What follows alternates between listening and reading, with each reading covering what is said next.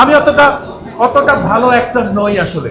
আমি একটু মূর্খ অ্যাক্টর। টাইম বেশি নেওয়ার কারণ হচ্ছে যে একটা চরিত্রে যাপন করতে, ওটাকে বুঝতে এবং ওইটা নিয়ে এই যে শ্যুটটা করবো বা মানুষের সামনে যে আসবো ওই ক্যারেক্টারটা নিয়ে, এটা করতে একটু দীর্ঘ সময় দরকার হয়। আমার একটা স্টাডি লাগে, ওই ক্যারেক্টারটাকে খুঁজে পেতে হয়, ওই ক্যারেক্টারটার ছোট ছোট ডিটেইল খুঁজে বের করতে হয়, নর্মস খুঁজে বের করতে হয়, ক্যারেক্টারটা কিভাবে হাঁটবে, কিভাবে কথা বলবে, কিভাবে দাঁড়াবে, কিভাবে কোন মুডের সঙ্গে কিভাবে রিয়্যাক্ট করবে। I don't act, actually I react.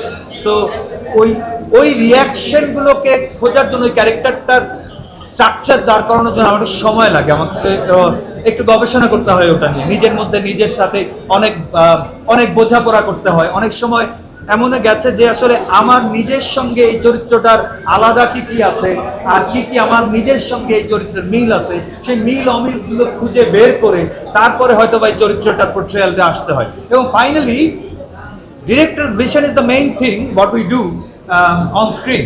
So director's ভিশনের সঙ্গে আমি কতটুকু যেতে পারছি সেটাকেও রেডি করতে আমার তো সময় লাগে। আমি হুট করেই পারি না স্ক্রিপ্ট পড়েই ডায়লগটা দিয়ে ফেলতে আর কি। এটা আমার জন্য একটু টাফ লাগে। আমার জন্য মনে হয় যে ক্যারেক্টারটার সঙ্গে জাস্টিসটা করা হলো না যদি আমি গিয়েই স্ক্রিপ্টটা পড়েই টাপ করে বলে ফেলতে পারতাম। আমি অতটা ভালো অ্যাক্টর নই আসলে। আমি একটু মূর্খ অ্যাক্টর। চেষ্টা করে যাচ্ছি। আমি স্টিল শিক্ষানবিশ। যে প্র্যাকটিসটা করি অ্যাক্টিংয়ে সেটার জন্য আমার সময় লাগে, যার কারণে কাজ আমাকে অনেক কম হয় এবং দেরিতে পাওয়া যায়। দেখেন, শিক্ষা যে শুধুমাত্র একাডেমিতে হয় তা তো না। আসলে শিক্ষার শেষ নাই, জ্ঞানের শেষ নাই। তো আমি কাজের মাধ্যমে শেখায় বিশ্বাস করি। তো যে পড়াটা পড়েছি একাডেমিক্যালি, আমি অ্যাক্টিংয়ে মাস্টার্স করেছি, এটা ট্রু।